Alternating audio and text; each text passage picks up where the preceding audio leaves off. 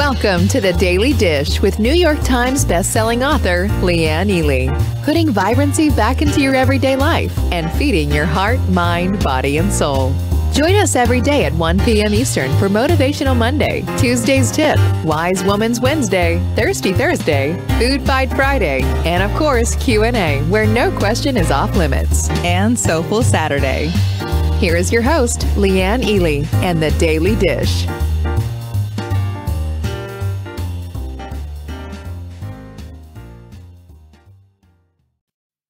All right, so today is Thirsty Thursday. Wow. And it's recorded. I told you, everybody, I was going to be out and about, but I still am glad you're here. I'm still glad that you showed up. Thank you for that. We are going to be going through, don't forget, we have Q&A tomorrow, so you're going to want to tune in for that. And, of course, Soulful Saturday on Saturdays. And then we go back on to our rotation. But I just want to make sure that you know that we've got a few things coming up, and I want you to be aware of them.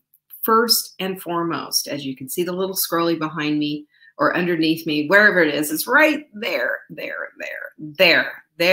it is. Okay. Full Bloom is our yearly event, and it is virtual this year because, you know, I don't have to explain that to you.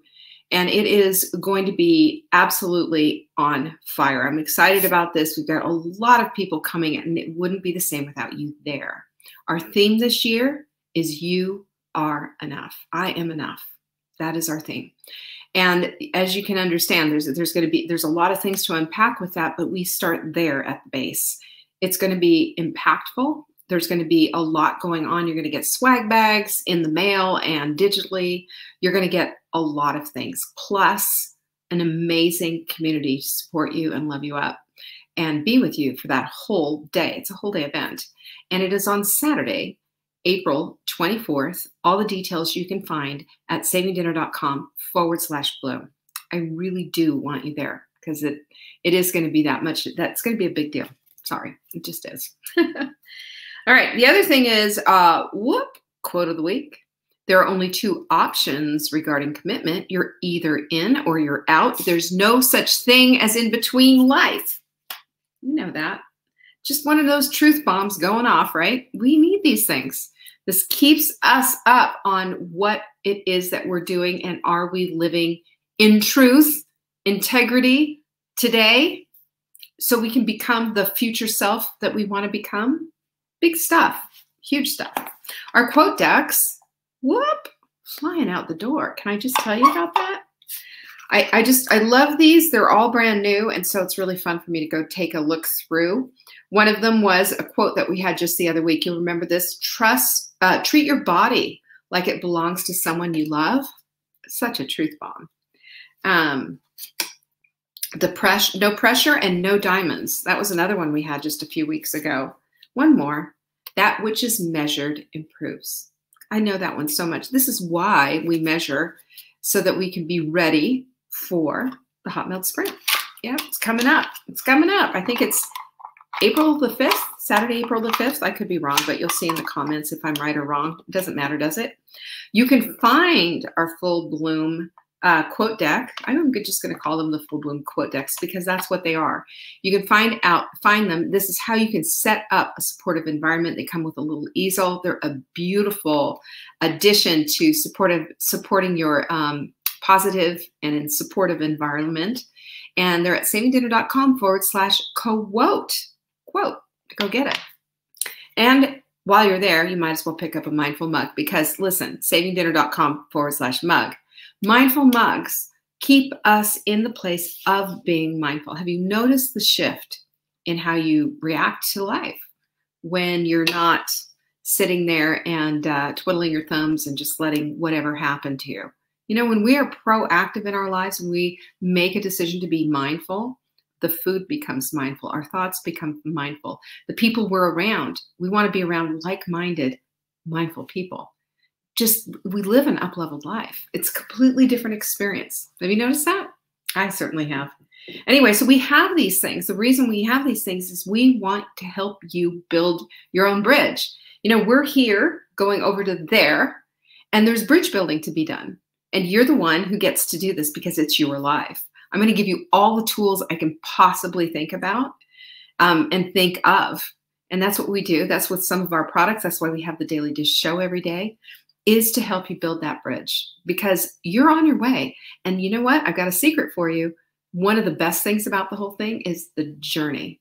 That's right, the journey. Yeah, the goal is great. It's all glittery and shiny and wonderful.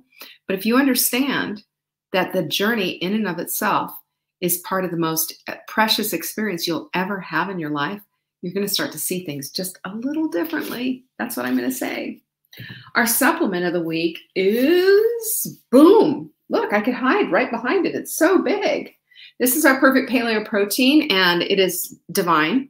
This is collagen, very, very clean, lovely collagen, and that is our supplement of the week. When you buy it, you're also going to get all of our Hot Melt Whey volumes. We have 9 of them, 9. Normally, they'll sell for $260 if you just bought one at a time. If you batch them, they're $177. But this week, if you get our Perfect Paleo Protein and you decide that you want to get our Hot Melt Whey, you're going to get the whole kit and caboodle for $47. That is just a screaming deal. We've never put anything on that low product, that low on sale. But, you know, I want you to have this because this is your setup for success. It's going to give you recipes. They're delicious. I mean, you go through those recipes, your mouth is going to start salivating. They're fabulous, and it's going to really help you stay the course. Okay, check it out. SavingDinner.com/show. That's where you're going to get that deal. You know, screaming deal. So today we're going to be talking about flipping inertia. You know, true confession, kind of mean, but I'm going to tell you, I used to call my ex-husband Captain Inertia because he didn't move a whole lot. He didn't get a whole lot of things done. Became nothing happening, you know, and, you know, I did tell my daughter this years and years ago, that you don't marry a man for his potential, you marry a man for who he is. And I can say that about us too. You know, we don't say we're gonna and then do nothing, because you're gonna's, then it's just going to be like the, you know, remember the little boy is like, you know, crying wolf with the sheep. You remember that story? We all do. I'm gonna doesn't do much, does it? Well, Newton's first law of motion states this. Check it out. A body at rest remains at rest. Remember this? Physics, anyone? High school? Or if in motion, remains in motion. Unless, this is the big whomper. You ready? Unless acted on by an external force. Bam. I mean, this is our lives right here. And I've got here Leanne's first law of inertia is to take a crowbar and get yourself up off the couch. There's the action right there. There's your external force, you know, get that stuff up.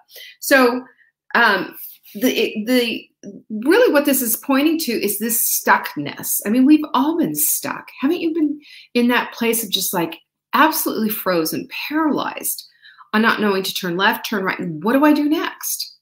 Well, you know, there's the saying of doing the next right best thing. Elizabeth Elliott, one of the fabulous women, she was a missionary in Ecuador years and years ago, lost her husband. He was speared to death. And she had an 18-month-old daughter at the time. And they asked her, they said, here you are, still living in the jungle. Your husband's just been speared to death. And you got this little girl, and you're still doing all the work that he was doing before and translating Bible. She was doing all kinds of stuff. And they said, how did you do it? You know what she said? I do the next thing. And that's how it is with all of these things, isn't it? Because when we're in inertia, we're not doing anything, you know, nothing's begetting anything. There's nothing happening.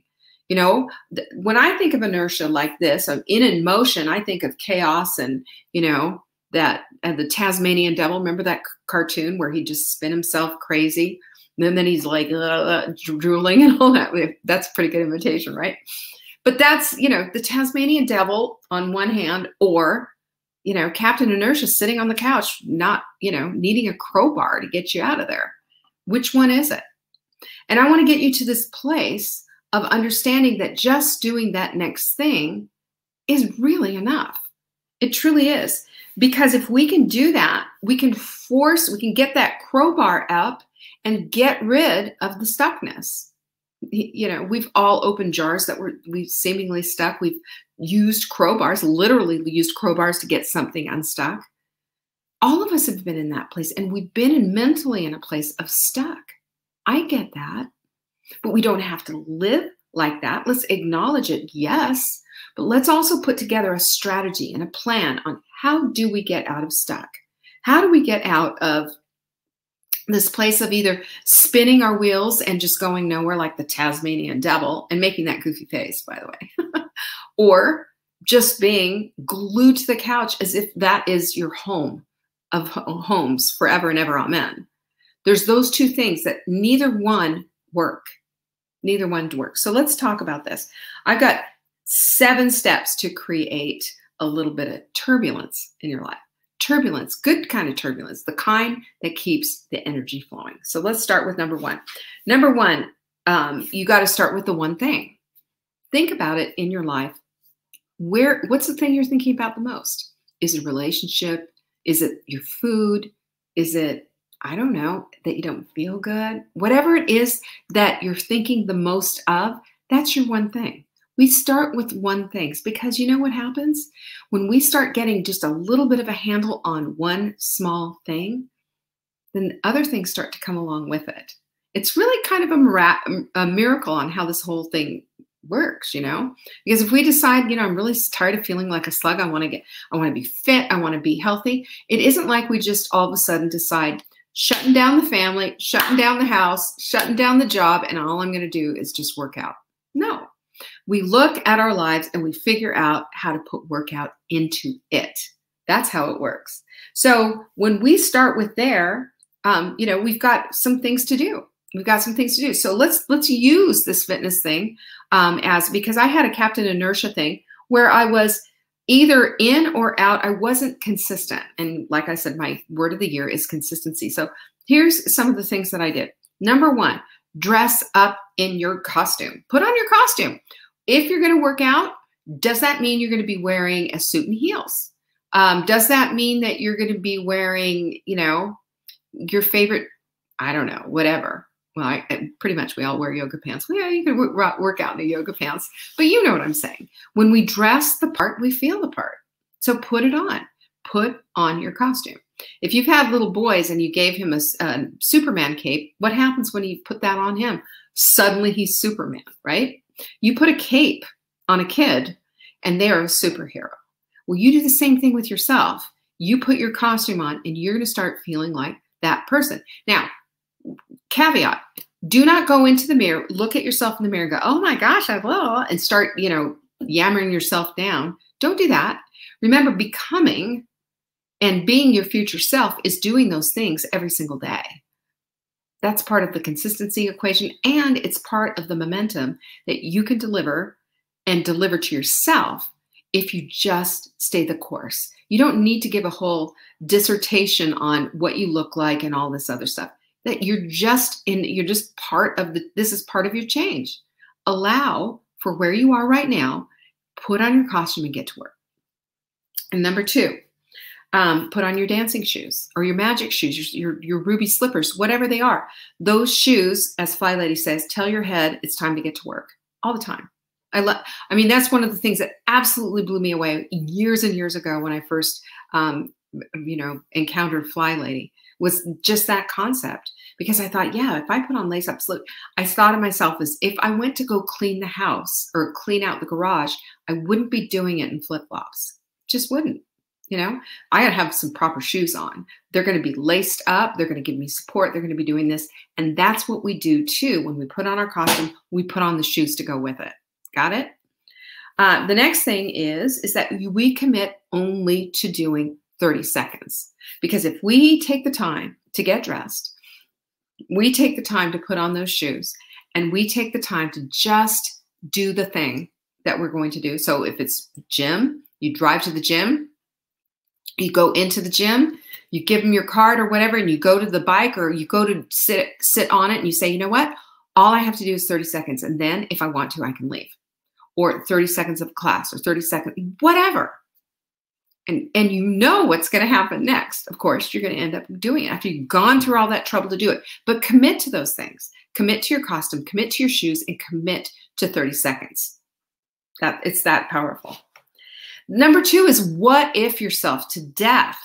Not the what if, the sky is falling? What if, what if I, fall asleep, or whatever negative thing you can think. I'm saying what if yourself in the positive way. What if I did this? What if I followed through every day? What's my life going to look like 1 year from today?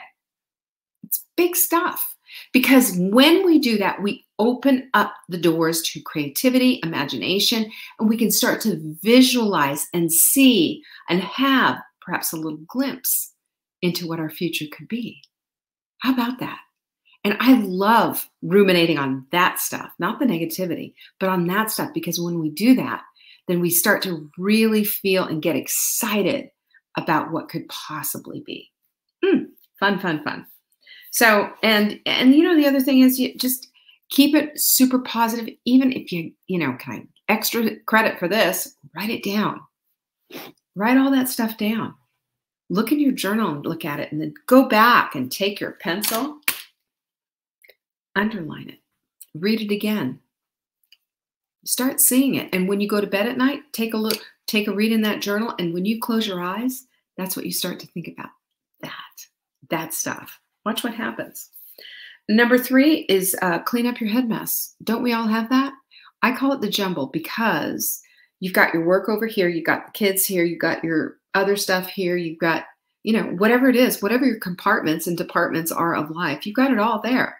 And oftentimes it looks like a bunch of necklaces just all glued together, in the jewelry case. You know how you pull it out and go, oh, this is a mess. How am I going to get this apart? And you sit there and you just start untangling them all. That's what we have to do. But, when we're telling ourselves lies about ourselves, like you're worthless, you can't do this, you're no good, we are telling ourselves lies, lies, and more lies. Because that is not who God made and divinely put here on purpose, for purpose. No, he did not do that. So don't tell yourself those lies anymore. Those are lies, complete lies. And, maybe you had a mom who just didn't love you up enough, an abusive parent. I don't know what happened. I don't know what your history is.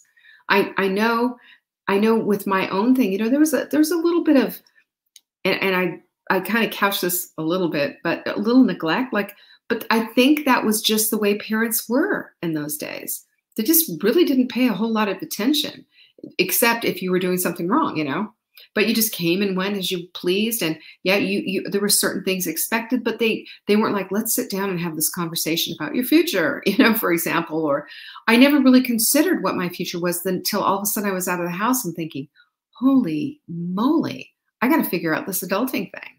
We didn't say adulting back then, but So the truth of who you are and why you're here has nothing to do with maybe the lies that you believe. And be willing to let go of them. Be willing to let go of the couch.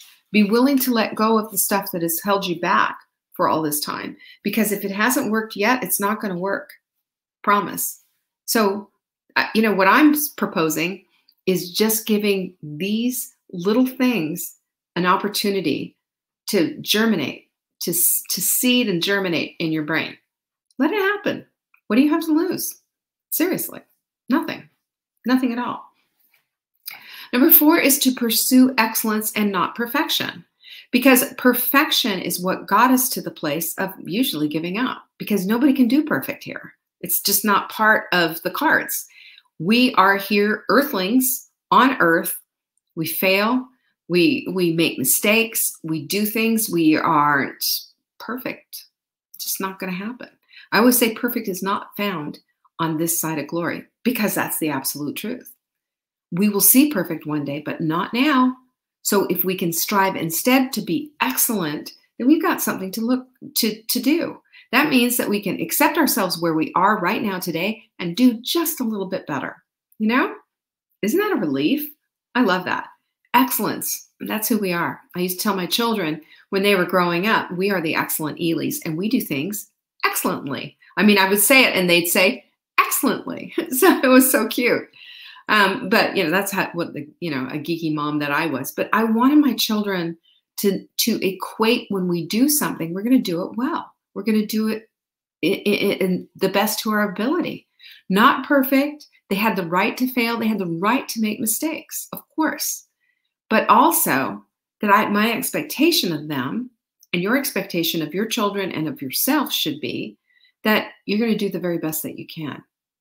And you know what? The mark that you hit, if it's excellent, you hit it. And number 5 is use a timer. That's back, way back in the olden days when I was a fly baby with Marla in Fly Lady.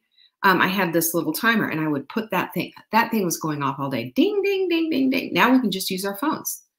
Get out your phone, use it, use your technology. I'm going to tell you what, I do it every day for my water so that I can stay on top of my hydration. Otherwise, we're all in this together. We're humans. We get sucked into, just looking at something and all of a sudden we realize, oh my gosh, I have an appointment, or oh my gosh, we got to go, or oh my gosh, look at the time. We need things to remind us. That's part of who we are. And if we want to set up our days to serve us, to get out of inertia so that we can have these vibrant lives, then let's use our tools. This is just one of the best ones, I think. Number 6 is, for heaven's sakes, write it down. And when I say write it down, what am I talking about? I'm talking about use your journal, write down some gratitude, because that opens up your beautiful self, makes you open to God. Your higher self loves it. Your empathy grows. Your connection to God deepens. You can feel that, do that. Write it down. Write down some gratitude. Write in your journal. I've got a jumble to fix. I've got a jumble to figure out. So what if you do? We all do. It's okay. But this journal and the whole hand writing brain connection, unbelievable. And it helps you. And I always say, use a pencil. And the reason is that our inner perfectionists, when they see like, oh my gosh, I wrote it wrong, you don't mess up your journal or your calendar or anything else. You can make lists. You can cross things off. Doing all of this is just checking back in with yourself, and you're actually creating a new neuro pathway. Boom! Your brain loves it. So do it. The other thing is, I will just add to this is, do you have a vision board? You should.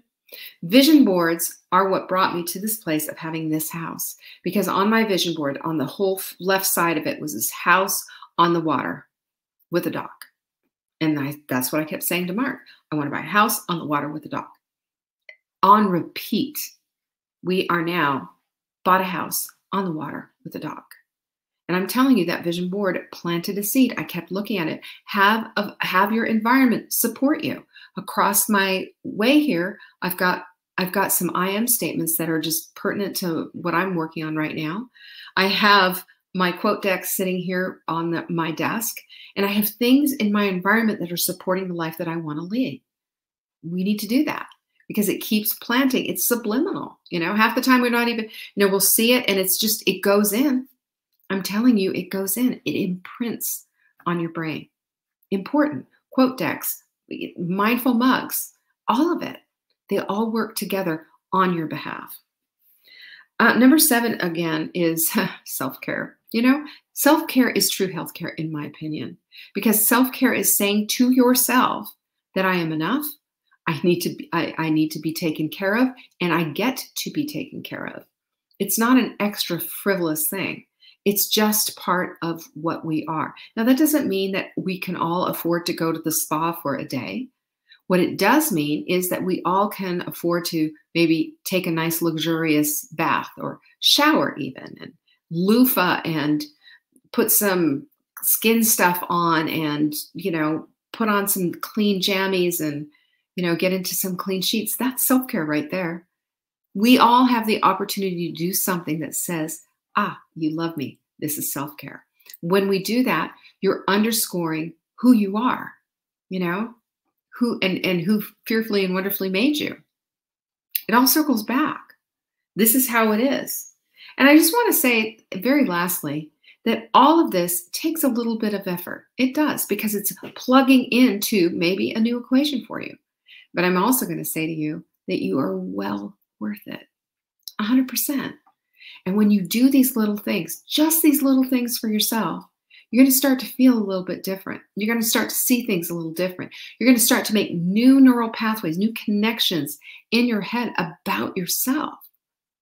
I want to see you flip this stuff, this inertia stuff, because it's not doing us any favors. You know, we're at the other side, really, of what's been going on for the past year. And it's time for us to start plugging into a real life again. And it's time for us to stop Netflix binging and drinking too much wine and eating all these wrong foods. It's time for all of, the quarantine 15. We need to be done. We need to be done, and we need to start stepping into the exact life that we want to live in our homes and outside of them as well. You're worth it. Every single bit of you is worth this kind of effort. It's worth the time, and it's worth your energy. What you think about expands. What you dwell upon becomes your destiny. Use these 7 steps. I promise you they're going to make a difference. Peace be with you. I appreciate you. See you tomorrow. Thanks for watching. You can find us on YouTube on the Saving Dinner channel or on the Saving Dinner Facebook page. Check back daily for new episodes, Monday to Saturday at 1 p.m. Eastern. If you missed the live show, you can watch the replay. Until next time, pinkies up.